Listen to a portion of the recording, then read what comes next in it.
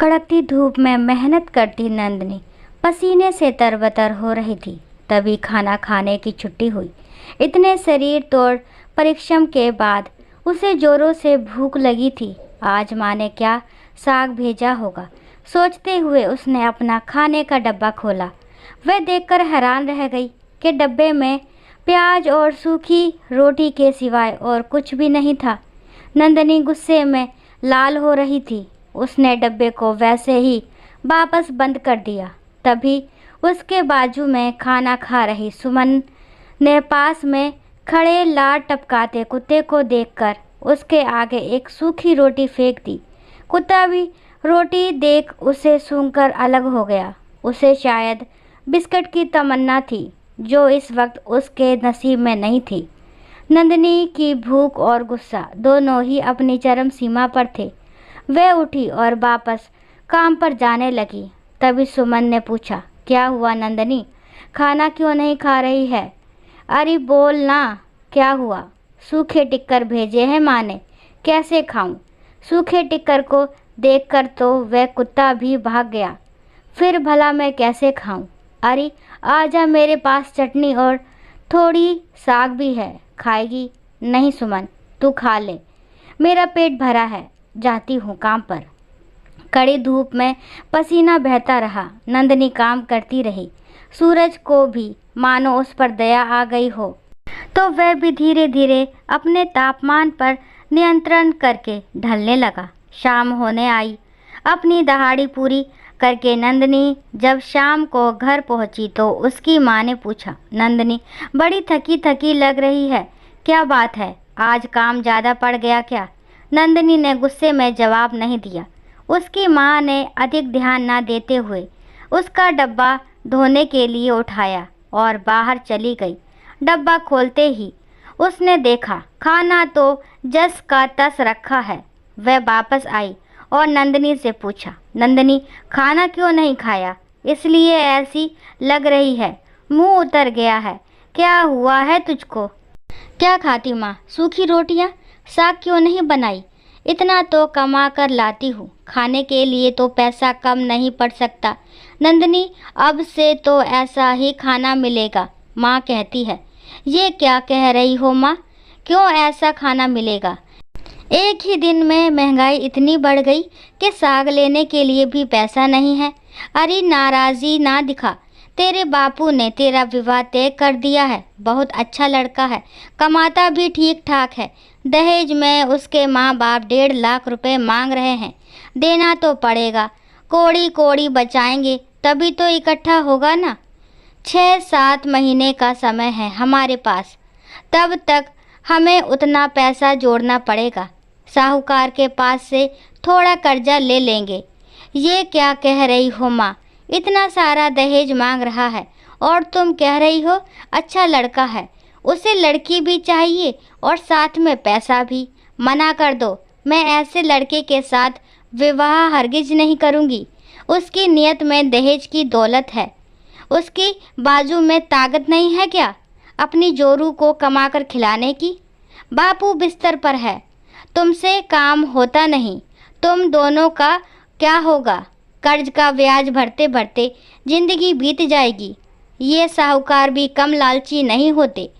हम जैसों को कर्जा देकर ही अपना घर चलाते हैं, काम काज होता नहीं है उनसे। गरीबों की मेहनत का खून चूस चूस कर ही पलते हैं ये। इनकी औकात मच्छर और खटमल से ज़्यादा नहीं होती। दहेज लेने वाले भी इन्हीं के भाई बंधु होते हैं जो अभी पैसा मांग रहे हैं। क्या वे बाद में मुझे तुम्हारे लिए कुछ भी करने देंगे? नहीं माँ, मुझे विवाह करना ही नहीं है। अरे पगली है क्या तू? दहेज के बिना रिश्ते नहीं होते। तूने अभी दुनिया देखी ही कहाँ है? ब्याह तो सभी को करना पड़ता है। बेटी को घर के खूंटे से बांध कर तो नहीं रख सकते ना। तू हमारी चिंता ना कर, मैं जैसे तैसे 2 जून की रोटी का जुगाड़ तो कर ही लूँगी। मैंने कह दिया ना माँ, ऐसे लालची परिवार में मैं रिश्ता कभी नहीं करूँगी। ऐसी बातें ना बोल नंदनी, तू क्यों भूल रही है बड़े बड़े लखपतियों की छोरियाँ भी जब शादी के मंडप में बैठती है ना, उसके पहले ही करार हो जाता है। लाखों के सौदे होते हैं, यही रीत है। होते होंगे लाखों के सौदे। उन छोरियों के मन में भी दहेज लेकर जाने की चाह रहती होगी। मैं वैसी नहीं हूँ माँ। वैसे भी मुझे भिखारी लड़के से विवाह नहीं रचाना। अरे नंदनी, दहेज तो उसके माँ बाप मांग रहे हैं, लड़के को काहे कोस रही है? अच्छा, मतलब वह अपने लड़के को बेच रहे हैं 1.5 लाख रुपए में। उन्हें कह दो हमें ये सौदा मंजूर नहीं। माँ ने नंदनी को हर तरह से समझाने की कोशिश की, किंतु नंदनी की ना हाँ में ना बदली। नंदिनी ने कहा, माँ, 2 पैसे बचाकर साग के बिना रोटी खाकर आप 1.5 लाख कभी इकट्ठे ना कर पाओगी। बस मेरा दिल दुखाओगी। तुम्हें मेरी कसम, आज के बाद फिर कभी ऐसा किया तो। ठीक है नंदिनी, तू जीती और मैं हारी। उसके बाद भी नंदिनी के लिए कई रिश्ते आते रहे, लेकिन हर जगह बात दहेज पर आकर अटक जाती। नंदिनी अपनी जिद पर अड़ी ही रही। वह अपनी माँ से हमेशा एक ही बात कहती थी, माँ, दहेज मांगने वालों के लिए मेरे मन में केवल 2 ही बातें आती है। एक तो वह कि वे लालची हैं और उनका लालच कभी भी ख़त्म नहीं होगा, और दूसरी ये कि वे भिखारी हैं, अपने दम पर कमाने की शायद उनकी औकात ही नहीं है। माँ, उनके लिए मेरे मन में मान सम्मान कभी नहीं आता। तुम ही बोलो माँ, ऐसे परिवार या ऐसे लड़के से रिश्ता मैं क्यों जोड़ूं जिसका मैं आदर ही ना कर पाऊँ? मुझे मेरे बापू और माँ की थाली में सूखी रोटी और प्याज नहीं, रोटी के साथ साग, चटनी और अचार भी चाहिए। मैं तो ऐसे लड़के से ब्याह करूँगी जो बिना दहेज लिए मुझसे विवाह करे और मुझे मेरे माँ बापू के लिए रोटी के साथ साग का भी जुगाड़ करने दे। वही होगा मेरा पति। अब दूसरी कहानी वहम। सुमन की नई नई शादी हुई। 4-5 दिन सास ससुर के साथ रही, फिर पति नीरज के साथ जहां उसकी नौकरी थी चली गई। 2 साल बाद ससुर रिटायर हो गए तो वो और सास भी सुमन और नीरज के साथ जाकर रहने लगे। सुमन पूरा दिन सास ससुर की ज़रूरतों का ध्यान रखती, जैसे उसके मायके में उसकी माँ उसकी दादी का ध्यान रखती थी।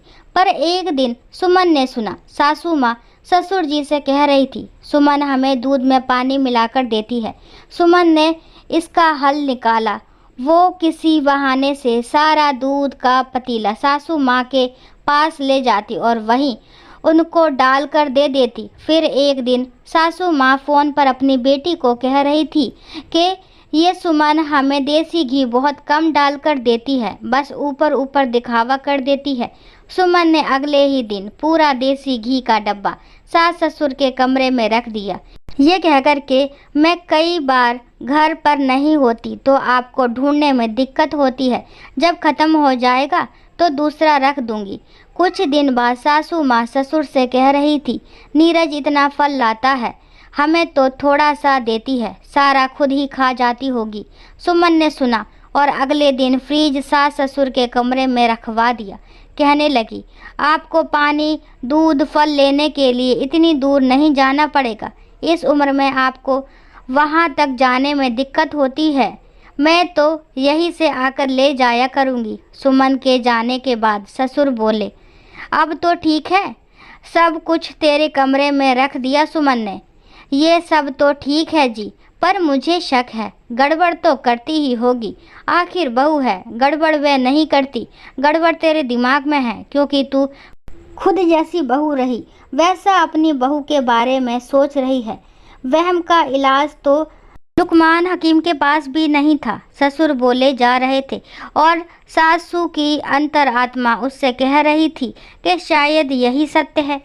दोस्तों, आशा करती हूँ ये कहानी आपको ज़रूर पसंद आई होगी। कहानी पसंद आती तो प्लीज़ चैनल को लाइक, शेयर, सब्सक्राइब करना ना भूलें और इस कहानी के बारे में आपके क्या विचार हैं कमेंट बॉक्स में ज़रूर बताएं। कहानी को लास्ट तक सुनने के लिए थैंक यू। राम राम, राधे राधे।